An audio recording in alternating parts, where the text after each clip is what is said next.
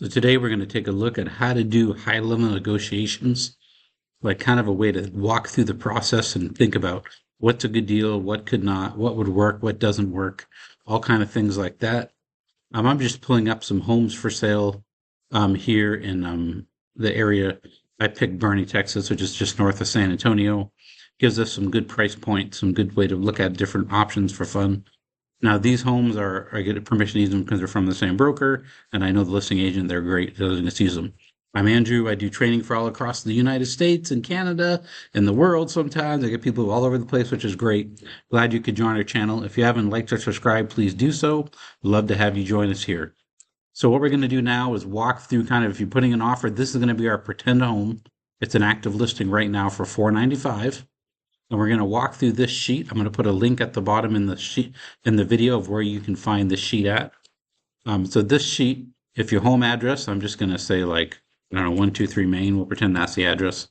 It doesn't matter if it is or not. And the asking price of this home is $495. So there we go. We have a basic. So you want to do two CMAs, or traditional CMA is what I like to do, and I like to use a quick one for courthouse or RPR, something like that. So we're going to say that the first CMA puts us at 490, we'll say 490. And the second CMA puts us at, we'll say 485. So between those two homes, we're saying this home was worth 487.5.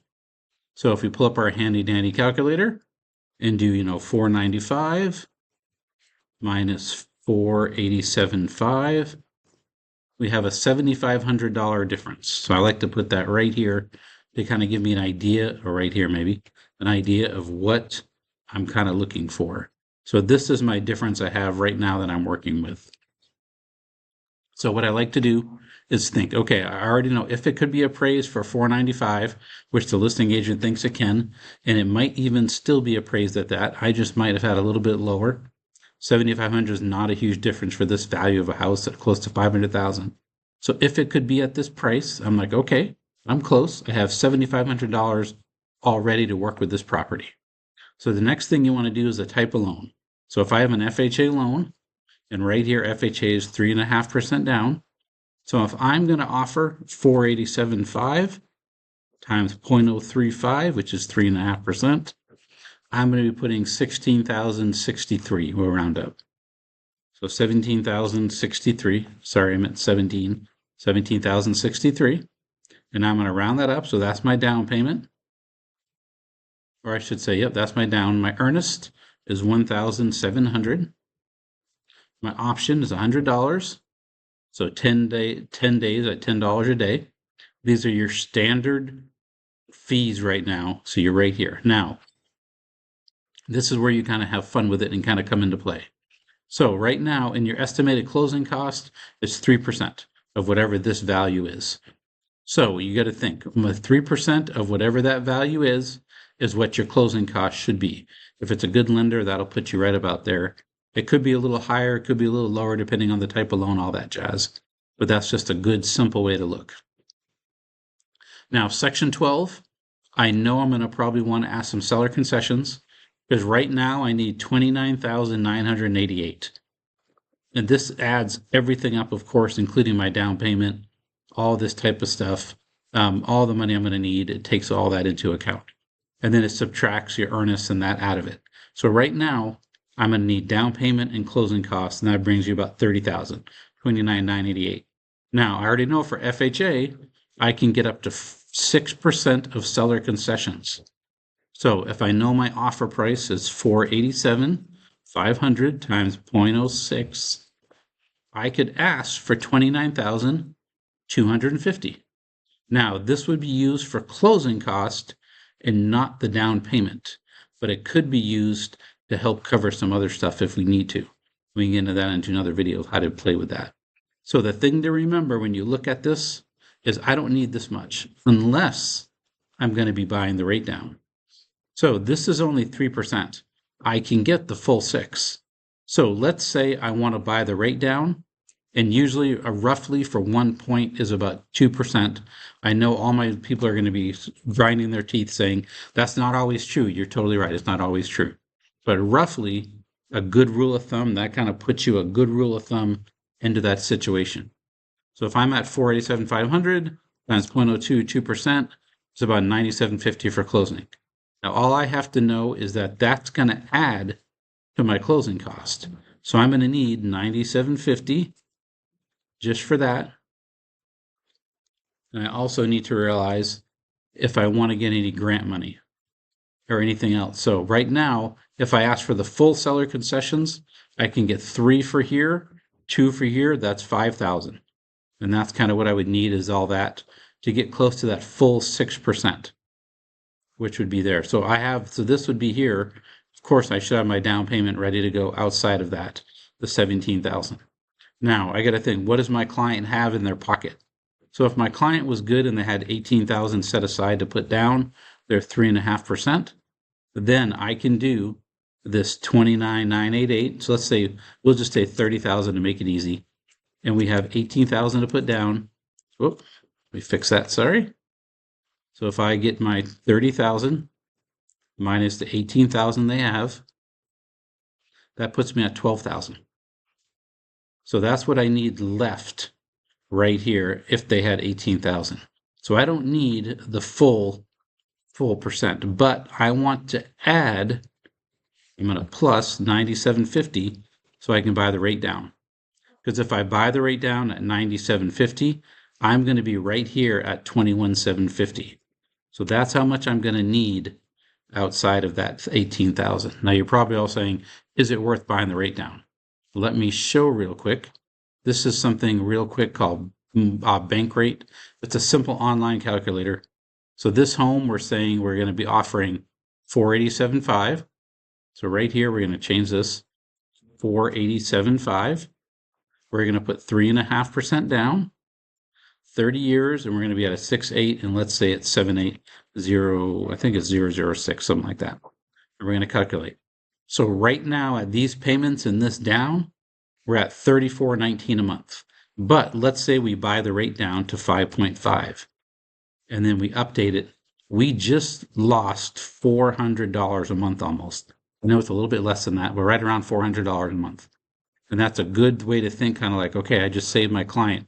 With that extra 2%, I saved my client about $400. And then 4 times 12 is 4,800. So almost $5,000 a year just in monthly payments, not including the interest rate and everything you'd be paying.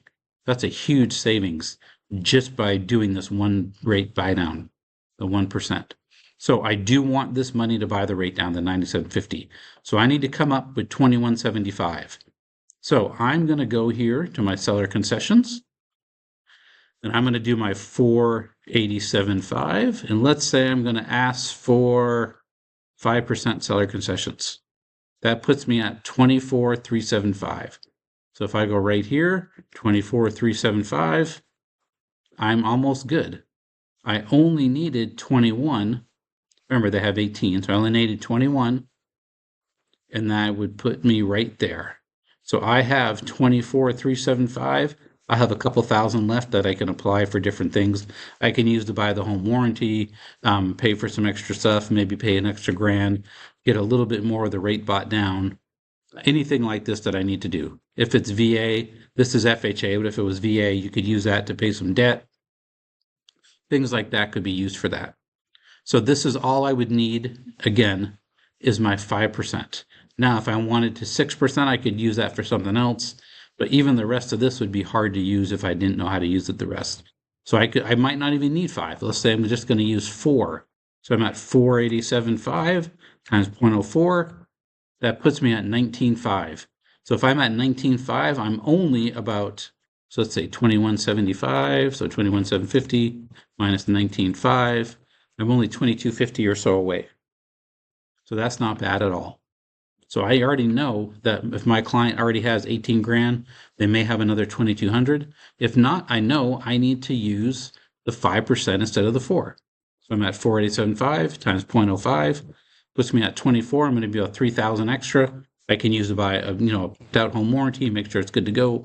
All that kind of stuff can be added into the mix now.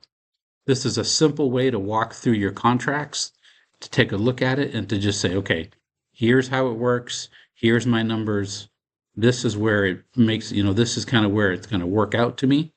And you can just follow these steps and have it really easy to work. Now, let's say we're going to go down here and we're going to take all this other stuff out. Let me just delete all the extra stuff that we put in here, not to mess up our formulas. And let's say we're doing instead a VA loan. So if I have a VA loan, I need 0 down. My earnest money would be the same, $4,850. My options would be 100. Closing costs are the same. So because I don't have a down payment, I only need $9,775. So VA, of course, the max is 4%. Now, if I go here to 487.5 times 0.04, that puts me at 19.5. So I already know 2% of 487 is going to be right around, because 1% is 4,800. So you're going to be close.